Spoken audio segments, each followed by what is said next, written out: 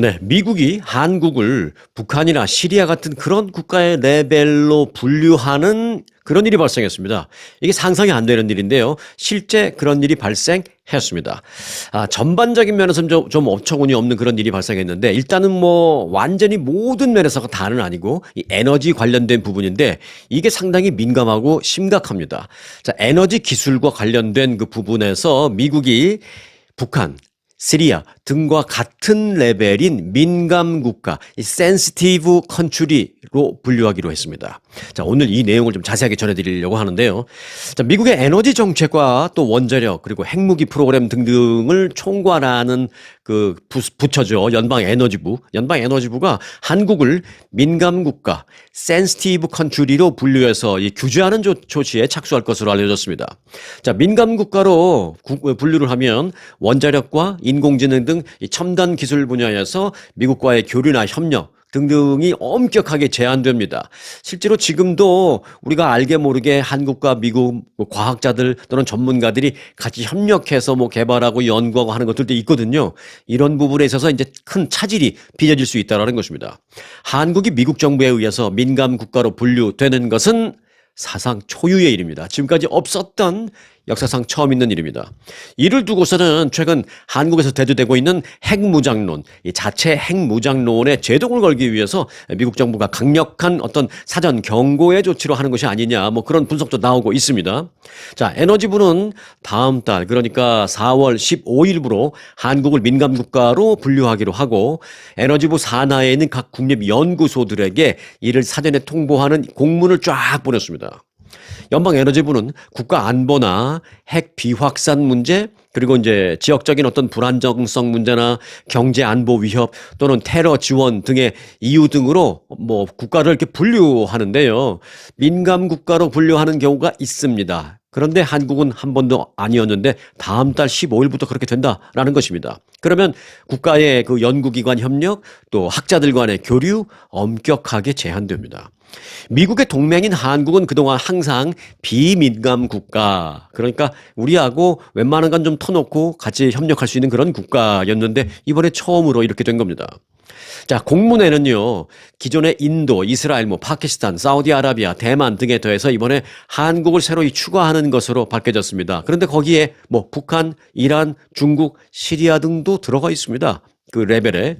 자, 미국의 국책연구소의 한 연구자는 4월 15일 명단이 발표될 터인데 발표되자마자 즉각 무언가를 시행하기 위해서는 그날 발표된 다음에 그날 시행할 수가 없잖아요. 그래서 그날 발표를 앞두고 지금 미리 국책 산하기관 등에 이 같은 내용의 공문이 다 갔다라는 것입니다. 그래서 한국이 4월 15일부터 민감 국가로 분류되니까 그 전에 지금부터 필요한 조치들을 준비해라. 이런 차원이죠. 연방에너지부의 한 관계자는 정부가 한국을 민감국가로 분류하는 이유는 뭐다? 라고 구체적으로 공유하지 않고 그저 일방적으로 그런 통보를 보냈는데 이 때문에 부처 내에 그러니까 에너지부 부처 내의 관계자들 모두가 지금 놀라고 매우 난감해하고 있는 그런 상황이다라고 전했습니다. 왜? 지금도 한국하고 협력해서 하는 프로젝트나 이런 게 있거든요. 야, 그럼 이걸 어떻게 해야 되지? 지금 당장 스탑시켜야 되나? 아니면 우리 10명, 한국 10명인데 쟤네들은 그냥 한 5명 가라 그러고 서너 명만 남겨놓고 해야 되나? 이걸 어떻게 해야 되지? 상당히 난감해하고 있다는 것입니다. 자, 미국에서 민감 국가로 분류되면 경제적으로 큰 타격을 입을 수도 있습니다. 자, 그럼 왜 미국은 한국을 동맹 국가임에도 불구하고 민감 국가로 분류하려는 것일까요? 자, 그 이유를 알아야 되겠습니다.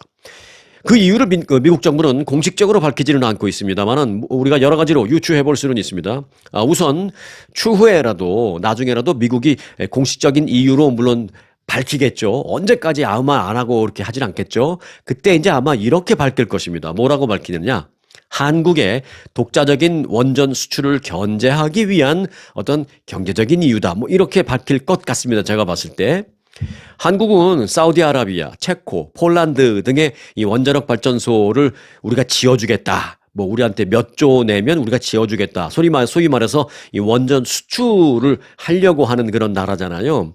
근데 적극적으로 추진 중에 있는데 이 과정에서 지금 미국과 여러 케이스 사사건건 이 경쟁이 붙어버리고 있습니다. 그런데 또 그 경쟁 붙는 그 케이스마다 한국이 좀 우월한 그런 상황을 여러 차례 보였습니다.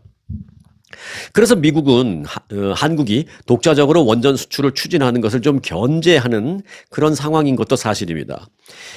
미국의 원전 그 기업 대표적인 게 뭐 웨스팅하우스 같은 데도 있죠. 얼마 전에도 체코인가요? 거기 폴란드인가? 이 원자력 발전소 수출하고 있는데 하려고 하는데 이 미국의 이 웨스팅하우스라는 회사와 경쟁이 붙었는데 한국이 더 우위에 섰었습니다, 실제로. 그래서 이제 이런 상황 속에서 미국 기업의 어떤 좀 유리한 환경을 만들어주기 위한 나라의 어떤 의도라고 이제 해석할 수도 있겠습니다. 자, 이렇게 기업 간의 경쟁을 유리하게 좀 만들어주기 위해서 정부가 나서서 이 상대 기업의 나라를 마치 적국에게나 부여하는 그런 식으로 분류를 한다는 걸 보면 어찌 보면 좀 부럽기도 하죠. 한국도 더 한 노력을 해도 시원찮은데 지금. 그런 걸 보면 뭐 동맹국이다라는 것도 뭐 마냥 우리가 순진하게 생각해서 기댈 수만은 없다라는 걸 정말 냉혹한 경쟁 관계 이것만은 뭐 부인할 수 없다라는 생각을 다시 한번 하게 됩니다. 자, 여하튼 미국은 과거에도요, 한국 원전 기술이 미국 기술을 포함하고 있다, 미국 기술을 좀 갖고 있다, 이런 그 이유를 막 대면서 한국 원전 수출을 좀 발목을 잡으려고 했죠. 자기들이 수출하려고. 그래서 뭐 실제로 법정 분쟁도 가고 막 그런 적도 있습니다. 대표적인 게 앞서 말씀드린 그 웨스팅하우스라는 미국 원전 업체입니다. 자, 하지만요. 이제 이것은 어찌 보면 겉으로 드러날 이유일 거고요. 조금 더 안으로 들어가 보면 다른 이유도 있을 겁니다. 예를 들어 최근 한국의 그 보수 일각에서 제기되고 있는 한국의 독자적인 핵무기 보유에 대한 그러니까 자체 핵무장론에 대한 그런 여론을 조기에 잠재우려는 의도도 있다라고 볼 수 있습니다. 그거하고 이거하고 무슨 상관 하실 수 있습니다만은 이렇게 민간 국가로 분류해버리면 이제 뭐 원전 수출 못하고 자체 핵무장에도 어려움을 겪게 되죠. 그러니까 그런 자체 핵무장론 여론이 수그러들면 여기서 해제시켜줄게, 민간 국가에서 빼줄게, 뭐 이런 메시지도 있을 겁니다. 실제로 최근 한국 내에서는 자체 핵무기 보유 필요성에 대한 논의가 조금씩 활발해지고 있는 것도 사실이죠. 이 한국 내 자체 핵무장론을 그 확산을 여론을 막아보겠다라는 것인데 실제로요 그 일부 한국 정치권의 그 전문가들은 미국의 핵 우산에만 의존할 수는 없다라면서 독자적인 핵무기 개발 가능성을 요즘에 조심스럽게 조금씩 목소리를 내고 있는 것도 사실입니다. 또한 한국 내 여론조사에서도요, 국민 다수가 핵무기 보유를 지지하는 그런 경향이 뭐 4, 5년 전보다도 지금 더 많이 높아진 것도 사실입니다. 현 정부도요, 자체 핵 개발 가능성을 뭐 배제하지 않는 그런 발언을 몇 번 한 적도 있습니다. 자, 이에 대한 미국의 견제가 바로 이런 거다라는 것입니다. 이제 내부적인 이유로는요. 미국은 전통적으로 이 동맹국들의 독자적인 핵 개발을 강력히 반대해 왔습니다. 바꿔 말하면 미국은 전통적으로 아무리 동맹국이라 하더라도 자체 핵 개발을 하고 자체 핵무장을 한다면 그것만큼은 봐주지 않았습니다. 그것만큼은 받아들여주지 않았습니다. 그래서 이제 미국이 그 한국이 이제 민감 국가로 분류함으로써 핵 관련 기술 그리고 원자력 기술에 대한 통제를 좀 강화하려는 그런 목적이 있을 가능성이 있다라는 분석도 우리는 해야 합니다. 자, 그럼 그렇게 민감 국가로 분류되면 어떤 점이 우려되는 부분인지 알아보겠습니다. 국가적으로는 어떤 불이익, 어떤 타격 같은 게 예상되는지 이것도 굉장히 중요한 부분이거든요. 자, 첫 번째, 원자력 및 첨단 기술 협력이 제한됩니다. 이제 미국이 노리는 것도 이런 거죠. 너희들 이런 여러 가지 제한에도 불구하고 또 뭐 제약되고 그런 것에 불구하고 계속 자체 핵무장론을 목소리를 높일 거야, 그렇게? 빨리 여론 좀 잠재워 빼줄 테니까 뭐 이런 메시지. 원자력 기술 협력이 제한됩니다. 미국의 민간 국가로 지정되면 미국 내 원자력 관련 기술 이전 및 협력이 제한됩니다. 이는 한국의 원전 기술 개발과 해외 원전 수출에 부정적인 영향을 미칠 수 있습니다. 예를 들어서 그 원전 수출을 하려고 하는데 이제 뭐 경쟁이 많은 회사와 붙을 거 아니에요. 그때 이제 미국이 이유를 대는 거죠. 쟤네는 우리가 민간 국가로 분류를 했기 때문에 앞으로 원전과 관련된 어떤 최신 기술, 최신 정보 이런 걸 전혀 공유받을 수 없는 나라이기 때문에 너 한국하고 계약하면 원전 나중에 업데이트하고 더 디벨롭 시키고 할 때 문제를 많이 겪을 수 있다. 이렇게 발목을 잡을 수 있다는 것입니다. 특히 미국 기술이 포함된 어떤 원자료 설계 기술이나 뭐 관련 부품 수출 등등이 까다로워질 수 있다는 것입니다. 뭐 100% 한국이 뭐 어떤 원자력 발전소를 진다 하더라도 그 안에 들어가는 기술이 100%다 한국 건 아니잖아요. 예를 들어서 뭐요, 한국의 현대차가 현대 뭐 제네시스를 만들었다. 근데 그 메이드 인 코리아, 프로덕트 오브 코리아긴 하지만 그 안에 들어가는 수만 개의 부품이 전부 100% 한국 건 아니잖아요. 뭐 멕시코산도 있을 거고 미국 것도 있을 거고 뭐 약간 일본 것도 있을 거고 그러잖아요. 마찬가지로 원전 그 발전소, 원자력 발전소 수출하는 데 있어서도 모든 기술이 100% 한국 거는 아닐 거란 말입니다. 근데 그 중에 일정 부분 또 미국 기술도 이제 있을 건데 그게 뭐 돈을 주고 샀든 로얄티를 주고 샀든 어쨌든 간에 그럴 경우에 미국이 발목을 잡는 것이죠. 쟤네 이런 기술은 우리 미국 거다. 근데 우리 미국이 쟤네를 민감 국가로 규정해 놨기 때문에 앞으로 그 기술과 관련된 업데이트된 최신 정보는 공유할 수가 없어. 그러니 너희들 나중에 문제가 될 수 있다. 이러면은 그 원전을 사려고 하는 나라에서도 많은 생각을 하게 되죠. 아주 치명적일 수 있습니다. 자, 또 어떤 불이익이 있을 수 있나? 두 번째, 연구 및 인력 교류 제한입니다. 한국 연구자와 기업이 미국의 원자력 그리고 뭐 에너지 관련 연구에 참여하는 것이 어려워질 수 있습니다. 또한 미국 대학 및 연구소에서 핵공학이라든지 또 에너지 관련 연구에 대한 한국인 연구자의 접근이 차단될 수도 있습니다. 쟤네 나라 그 학자야? 잠깐만. 쟤네 나라 학자는 당분간 여기 못 들어오게 해야 돼. 뭐 이런 식으로 하는 거죠. 자, 세 번째. 한국 기업의 원전 수출 영향. 뭐 이건 앞서 말씀드린 것과 비슷한데 한국이 원자력 기술을 활용한 해외 원전 사업을 추진할 경우에 미국의 기술이 포함된 장비, 부품 이런 것들의 사용이 이제 제한될 수 있습니다. 예를 들어서 뭐 미국의 부품이 필요한데 미국이 이 부품은 한국에서 원해? 잠깐만. 쟤네들 민감 국가로 분류되어 있잖아. 그러면 쟤네들한테 이 부품 팔 수가 없어. 팔지 마. 이러면은 한국이 부품 조달 못할 수가 있다라는 것입니다. 실제로 이제 한국전력이 진행 중에 있는 사우디아라비아 그리고 이제 체코에 대한 원전 수출 지금 프로젝트가 진행 중에 있는데 요 두 프로젝트에도 바로 직격탄을 맞을 수 있는 굉장히 우려스러운 그런 상황입니다. 자, 또 불이익 예상되는 것 네 번째, 한미 동맹 및 외교적인 갈등 가능성입니다. 한국이 미국의 동맹국임에도 불구하고 미국이 이런 조치를 취하는 것은 외교적으로 민감한 사안이 될 수 있습니다. 한국도 기분이 좋을 일 없죠, 당연히.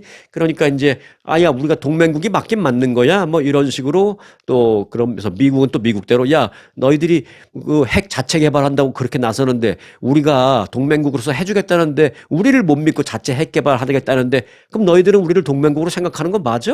이래 서로 악감정만 쌓이게 되면서 서로 외교적인 문제가 생길 수도 있다라는 것입니다. 제가 아주 고차원적인 어떤 외교적인 사안에 대해서 너무 뭐 그 좀 저차원적인 표현을 제가 했는지는 모르겠습니다만은 예를 들면 정말 우리식으로 예를 들면 그렇다라는 것입니다. 자, 그리고 이제 마지막 불이익 예상되는 거 미국 내 한국 기업의 영향 우려됩니다. 미국에 진출해 있는 한국의 원전 기업 또 에너지 기업들의 사업 활동이 제한될 가능성이 높습니다. 그리고 미국에서 원전 관련 뭐 인허가 그런 뭐 또 기술 이전에 대한 승인 절차가 우리 한국 기업들에게는 유독 어려워질 수 있다라는 것입니다.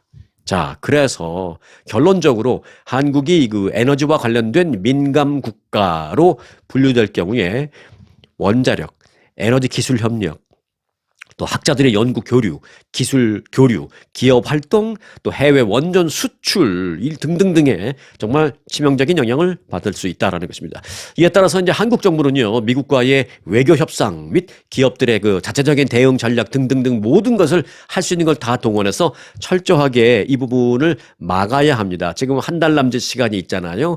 아마 한 달 남짓 시간 동안에 미국도 많은 생각을 하고 한국을 바라보고 있을 것입니다. 야, 얘네들이 이제 어떻게 나오나 한번 보자. 지금 한 달 남은 시간 동안에 한국은 정말 외교력, 뭐 기술력, 무슨 력, 뭐 할 수 있는 걸 다 동원해서 이걸 막아야 합니다. 한국이 어떻게 감히 미국이 우리 한국을 민감한 국가로 할 수는 없죠. 동맹국인데.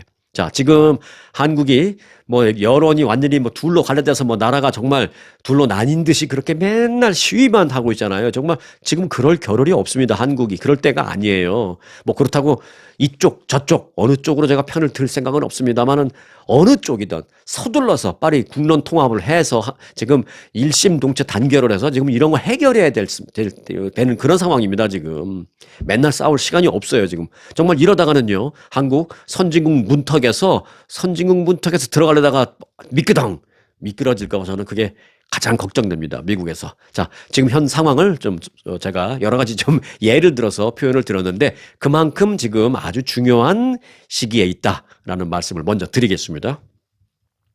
자, 미국의 관세에 대한 캐나다의 대응 조치와 또 그와 관련해서 트럼프 대통령은 보복에 대한 뭐 맞보복 관세 이런 걸 지금 천명하고 있잖아요. 트럼프 대통령은 캐나다가 심각한 관세를 내리지 않을 경우에 나는 4월 2일부터 캐나다에서 미국으로 들어오는 자동차에 대한 관세를 대폭 올릴 것이다 라고 말했습니다. 그런데 그 뒷말이 더 무서워요. 뭐라 그랬냐면 만일 4월 2일 캐나다에서 미국으로 들어오는 그 자동차에 대한 모든 관세를 대폭 뭐 몇 퍼센트라고 말 안 했지만 대폭 내가 올리는 게 시행이 된다면 캐나다에서 자동차 제조업은 영구적으로 문을 닫게 될 것이다. 이렇게까지 말했습니다. 야, 정말 동맹국한테 이런 말 할 수 있나라는 생각이 들 정도로 그래서 정말 요즘은 트럼프 행정부가 들어선 이후에 뭐 동맹국이니 아니니 뭐 이거 다 필요 없습니다. 완전히 이해 논리, 이해관계, 경제 논리, 철저하게 경제 논리로 지금 가고 있으니까 캐나다든 됐든 뭐 한국이 됐던 더 그렇게 좀 맞춰서 외교 행보를 해야 됩니다. 좀 철저하게 경제 논리로 이루어지고 있습니다. 트럼프 대통령은 또 온타리오주가 미국으로 들어오는 전기에 대해서 25%를 관세를 부과하고 있는데 이 부분과 관련해서 우리도 추가적인 관세를 부과하겠다. 뭐 이렇게 관세에 보복관세에 맛보복관세 뭐 그다음엔 뭔지 모르겠어요. 뭐 이런 식으로 계속 getting worse 되고 있는 것입니다. getting worse. 자, 그런데 이 같은 트럼프 행정부의 관세 정책과 관련해서 기업들이 서서히 불만을 토로하고 있습니다. 이 불만의 요지를 한 단어로 제가 표현해 본다면 저는 이렇게 표현할 수 있습니다. 불확실성. 네. 불확실성이 기업들에게 지금 가장 걸림돌이 되고 있는 겁니다. 특히 그 미국의 에너지 관련 기업들이요, 이 정부 정책에 예측 가능한 안정성이 필요하다라고 지금 촉구하고 있습니다. 트럼프 대통령의 그 뭐 소위 말해 어찌 보면 좀 오락가락하는 듯한 관세를 여기다 때린다 그랬다가 유예해 준다 그랬다가 그다음에 다음 달부터 때린다고 했다가 뭐 이런 것들 이런 정책이 기업의 투자를 지연시키고 그러니까 투자를 해야 되는데 잠깐만 기다려봐. 이거 자꾸 정책이 이랬다 저랬다 하니까 이걸 지금 투자를 해야 되는 거야 말아야 되는 거야. 자꾸 늦추게 되는 것이죠. 홀드 시키거나 뭐 펜딩 시키거나 이제 그러는 거죠. 그러니까 어떤 것이 계속 지연되는 겁니다. 그래서 사업 환경을 좀 악화시킨다라는 불만이 나오고 있는 것입니다. 텍사스주 휴스턴에서 엊그저께 그 에너지 관련된 그 포럼이 있었거든요. 그 포럼에서 이 쉐브론의 정유회사 쉐브론의 마이크 워스 CEO가 연설을 했는데 이런 말을 했습니다. 극단적 정책을 다른 쪽으로 갑자기 바꾸는 것은 좋지 않다. 일관되고 지속적인 정책이 정말 필요한 시점이다. 이런 말을 했습니다. 애들로 말했지만 무슨 말인지는 우린 다 알아들을 것 같아요. 그러면서 쉐브론 CEO는 또 이렇게 말했습니다. 석유 기업 입장에서는 에너지 관련 정책을 그냥 뭐 우리에게 유리하고 불리하고 그걸 떠나서 또 이게 뭐 우리한테 힘든 법이고 그렇지 않은 법이고 그걸 떠나서 정말 법으로 딱 정하는 것이 우리 입장에서는 지속성이 있고 일관성이 있기 때문에 오히려 더 나을 것이다. 뭐 그렇게 말하고 있습니다. 그 얘기는 뭐냐? 대통령 행정명령으로 자꾸 막 발표하고 또 발표하고 또 발표하고 그랬다가 잠깐만 한 달 봐줄게. 이런 식으로 하기보다는 어떤 거라도 좋으니 아예 법으로 딱 정해서 이게 4년이든 뭐 8년이든 갈 수 있게 최소한 그 정권까지는 4년 동안은 갈 수 있게 이렇게 좀 해달라 이런 얘기입니다. 행정명령으로 그냥 막 하루에도 수백 개씩 발표하고 이게 불안해서 또는 불확실성 때문에 뭘 할 수가 없다라는 것입니다. 트럼프 대통령은 실제로 이제 뭐 관세와 관련해서 막 그렇게 부과하니 유예하니 뭐 이제 그런 걸 계속 한 것도 사실이죠. 그런 부분에 대해서 이제 기업들의 불만이 지금 터져나오고 있는 것입니다. 쉐브론의 CEO는 불확실성이 이렇게 계속되면 투자가 지연되고 미국의 에너지 지배라는 목표를 달성하기 위한 미국 정부의 어떤 추진력도 둔화될 수 있다. 우리 기업이 여러 가지 면에서 둔화되면 정부도 힘을 잃을 수 있다. 그런 얘기를 하고 있습니다. 그래서 불확실성을 제거해달라. 이런 얘기를 했습니다. 큰 프로젝트를 진행 중이라면 확실한 정부 정책을 믿고 그 위에 확실한 기업의 계획을 세워야 하는데 정부 정책이 불확실하거나 그렇다면 기업 정책을 그 위에 세울 수가 없다라는 얘기입니다. 자, 그 쉐브론 CEO의 얘기가 이제 백악관에 얼마나 이제 전달이 됐는지 모르겠는데요. 지금 증시도 엊그저께 막 폭락하고 그랬잖아요.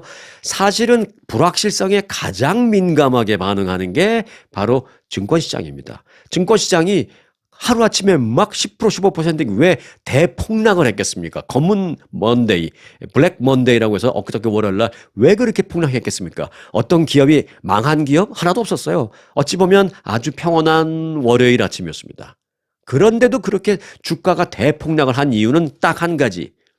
트럼프 대통령이 증시가 요새 안 좋은데 뭐 이렇게 어떻게 활성화시킬 방법이 있겠습니까? 라는 주말에 어떤 인터뷰할 때 진행자가 이렇게 물어봤는데 뭐 어떻게 해서 바로 난 활성화시키겠다라고 말하는 게 아니라 큰 일을 하다 보면 중간에 과도기도 있습니다. 지금은 뭐 그 과도기입니다. 이렇게 얘기했습니다. 그게 이게 뭐냐? 지금 증시가 막 좀 크래시되고 그래도 지금은 어쩔 수가 없다. 다시 말해서 뭐 나쁘게 표현하면 나는 지금 놔둘 거야. 뭐 이런 식으로 받아들인 거죠, 사람들이. 그러니까 뜨거워. 큰일 났다. 그래갖고 막 큰 손들이 막 파는 거죠. 큰 손들이 막 팔면 가격은 폭락.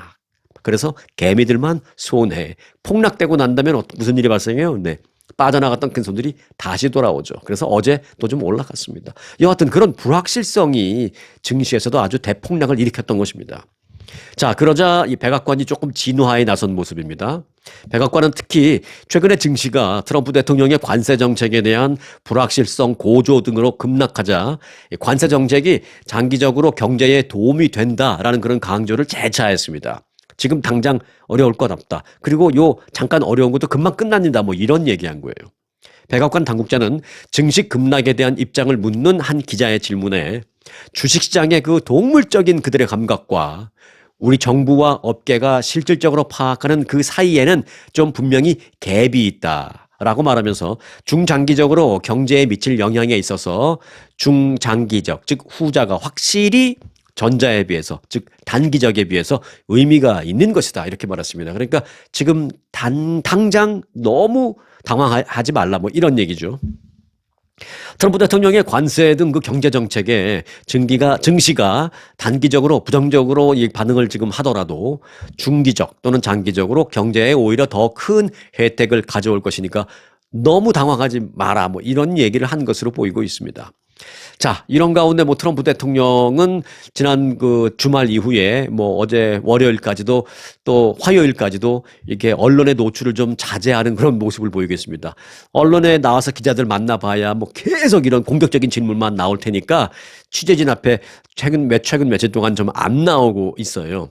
어제 그제도 뭐 어떤 기업 CEO들과의 회동 일정도 있었고요. 또 다른 또 행정명령 서명하는 서명식도 있었고 그랬는데 다른 때 같으면 행정명령 서명식 할 때 막 기자들 불러놓고 사인 막 하는 거 보여주고 하면서 그랬잖아요. 그런데 그 서명식도 조용히 했고 또 기업 CEO들과의 어떤 회동도 그 기자들 없는 상황에서 비공식으로 했고 좀 언론 노출을 좀 트럼프 대통령이 지난 주말 이후에 좀 자제하는 그런 모습을 보이고 있습니다. 빨리 좀 나와 주셔서 증시 좀 해결해 주세요.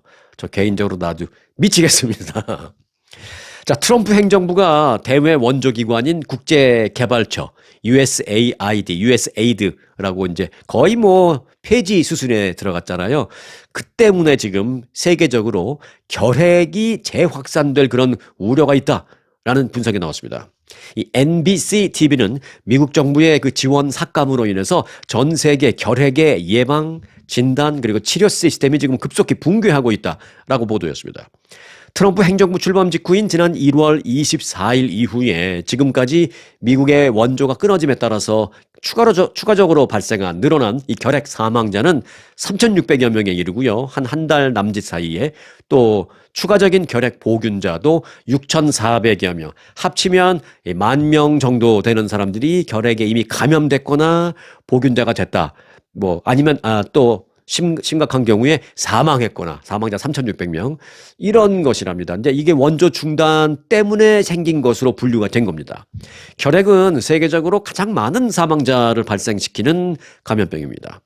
트럼프 행정부 출범 후에 사실상 해체 수준으로 내몰린 국제개발처 USAID는 그동안 결핵 퇴치에 가장 크게 공헌한 기관입니다. 최근까지 USAID는 전 세계 결핵 퇴치 예산의 4분의 1인 1년에 연간 한 2억 5천만 달러 정도를 지출하고 있었고요. 세계보건기구는 미국의 이런 막대한 자금 지원을 바탕으로 세계 24개국 문제 있는 그런 나라들에 대해서 결핵 퇴치 프로그램을 아주 활발하게 잘 운영하고 있었습니다. 그런데 이제 자금이 하루아침에 끊어진 거죠.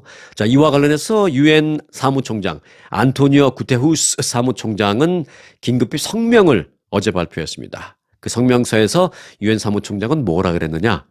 에이즈, 결핵, 그리고 말라리아 등 이런 질병 퇴치를 위한 그 미국의 자금 지원이 이미 중단된 상황이다. 라고 말하면서 트럼프 행정부의 대외 원조 축소가 전 세계 그 취약계층에 특히 파괴적인 영향을 미칠 것이다. 그래서 매우 우려된다라면서 즉각 추가적인 행동에 나서지 않는다면 인류가 그동안 어렵게 성취해온 그 결핵 퇴치 노력이 큰 위험에 직면할 수 있다. 라고 우려했습니다. 결핵, 요즘 한국이나 미국이나 저 아프리카 나라 좀 빼고요.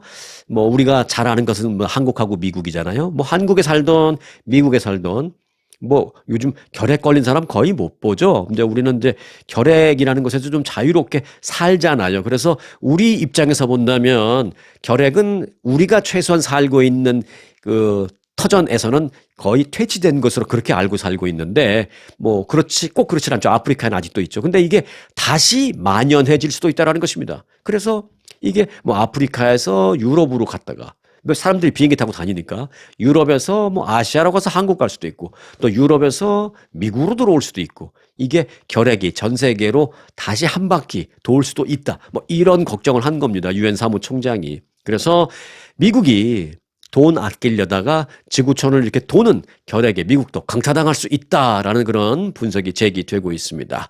2억 5천만 달러. 미국이 다른 데서 좀 많이 아끼니까 좀 이런 데서 좀 2억 5천만 달러 좀 추가적으로 확보해서 아프리카에 좀 보내서 이 결핵 또는 이런 말라리아 이런 것들이 다른 나라로 좀 퍼지지 않게 좀 꽉 좀 조치를 좀 취해줬으면 좋겠다라는 그런 생각을 하고 있습니다.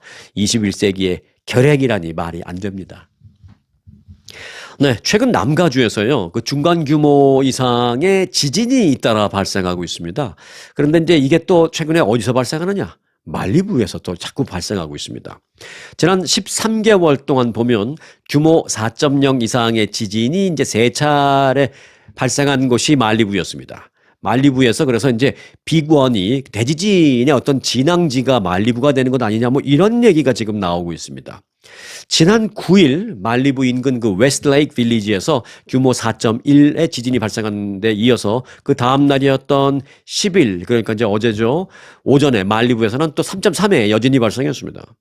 이에 앞서서 또 지난해 2월 9일 규모 4.6의 지진이 발생해서 그때는 진동이 꽤 심했어요. 물건이 막 떨어지고 식탁에 앉아있던 사람이 막 놀래서 밥 먹다가 놀래서 밑으로 들어가고 이런 소동도 있었습니다. 말리부에서. 그리고 또 지난해 9월 12일에는 규모 4.7, 그보다 더 큰 4.7의 지진이 발생한 바 있습니다. 그래서 요즘 말리부에 이런 지진이 자꾸 나오는 걸 보고 사람들이 많이 우려스러워하고 있습니다.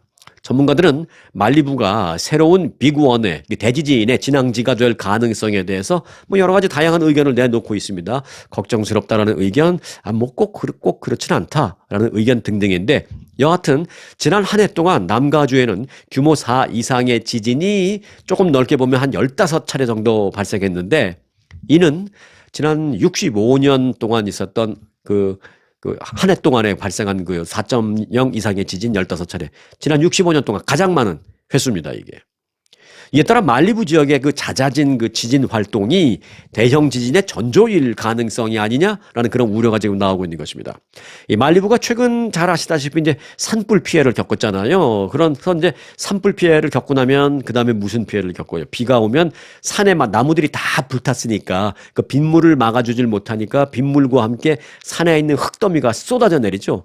그러니까 산불 피해 이후에 비가 오면은 홍수 피해 플러스 산사태 피해 등등 이런 피해가 이제 우려되고 있는데 이번에는 대지진 우려까지 지금 나오고 있는 겁니다. 그래서 우리가 말리부 하면 우리 머릿속에 있는 건 뭐예요? 한 7, 80년대, 뭐 한 90년대까지만 해도 우리가 그렇게 참 꿈처럼 그렇게 여겨왔던 그 말리부가 사실 이제 좀 더 이상 아닌 게 아니냐, 뭐 이런 생각도 듭니다.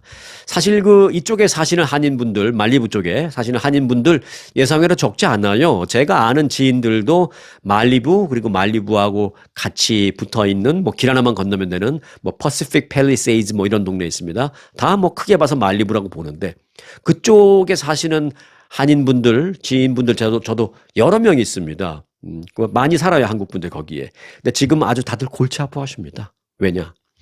산불 피해 났잖아요. 산불 피해로 집이 전소되신 분도 계세요, 실제로. 한국 분들 중에서. 그런데 꼭 전소되지 않았다 하더라도 이게 뭐 보험을 들려니까 보험회사가 보험을 안 받아주네요. 그래서 이제 불안해. 그래서 이제 이사 가야 되겠어. 근데 집을 팔려는데 또 집이 안 팔려요. 집값이 샀을 때 꽤 비싸게 주고 샀을 거 아니에요. 그러니까 내가 팔 때도 이제 비싸게 받아야 될 텐데 집값이 꽤 이제 비싸니까 만일 정말 팔리기만 한다면 그 돈 갖고 어딜 가도 좋은 집, 큰 집 살 수가 있는데 지금 말리부에서 집을 내놔봐야 잘 팔리지도 않을 거고 설사 바이어가 나타난다 하더라도 분명 막 20, 30% 깎아서 헐값에 사겠다라고 할 텐데 그게 뻔하니까 어찌됐든 사람들의 좀 어떤 산불 기억 뭐 이런 안 좋은 피해 기억이 좀 잊혀질 때까지 좀 팔지 못하고 이제 있어야 된다. 뭐 그래야만 그 후에나 좀 제값 받지 않을까 뭐 이런 생각들을 다들 하고 계세요. 그래서 지금 그냥 골치만 아파하고 계시는 상황이다. 뭐 이런 말씀드립니다. 자, 다음 전해드릴 소식은요. 세상에 이런 일이 이게 뭐 한국에 무슨 프로그램에도 제목이 있죠. 근데 세상에 이런 일이 아니고요. 제가 제목을 이렇게 붙여봤습니다. 세상에 이런 딸기가입니다. 딸기. 예. 미국에서요. 정확히 말씀드리면 이건 LA에서 한 알에 $20짜리 일본산 딸기가 지금 화제를 모으고 있습니다. 요 딸기 한 알에 $20. 한 박스에 $20도 비싼데 하나에 $20. 워싱턴 포스트는 LA에 위치한 그 고급 유기농 식료품 매장 에리원이라는 곳에서 판매되는 개당 $20짜리 판매가 지금 큰 인기를 끌고 있다라고 보도했습니다. 이 딸기는 LA 지역 그 3개의 매장에서만 판매되는데요. 3개의 매장, 각 매장당 하루에 한 박스만 물건이 들어옵니다. 그런데 물건이 들어오자마자 아주 빠르게 팔리고 있습니다. 그 화제의 딸기는 일본의 토치 아이카라는 품종으로 이 딸기의 왕국인 일본의 교토 토치기현에서 그 유기농으로 재배된 뒤에 이 LA로 고급 운송업체를 이용해서 배송이 됩니다. 매일 아침 하루에 한 번. 딸기가 LA에서 판매된 이후에 그 에리원 소유주의 조카가 영상을 하나 올렸는데 그 영상이 또 히트를 치면서 더 잘 팔리고 있어요. 뭐라 그랬냐? 엘리사 안토치라는 그 주인의 조카인데 내가 살면서 먹어본 딸기 중에서 이게 최고다. 나는 살면서 이런 딸기를 2번 다시 못 먹어볼 것 같다. 막 그러는데 이게 또 영상이 히트를 치면서 지금 뭐 한 2천만 회 이상의 조회수를 기록하고 있습니다. 그런데 이 딸기는 뭐 이미 유명한 딸기입니다. 어떤 것으로 유명하냐? 당도가 높기로 유명합니다. 그러니까 그만큼 달다라는 것이죠. 당도 그 측정기 그 기준 보면 이제 100점 만점에 100점이라는 당도는 없고요. 이제 100점 만점으로 봤을 때 16에서 19.4입니다. 이 딸기는. 그런데 그러면 이게 어느 정도 단 거냐? 일반적으로 미국에서 판매되는 평균적인 딸기의 그 당도 2배로 생각하면 되겠습니다.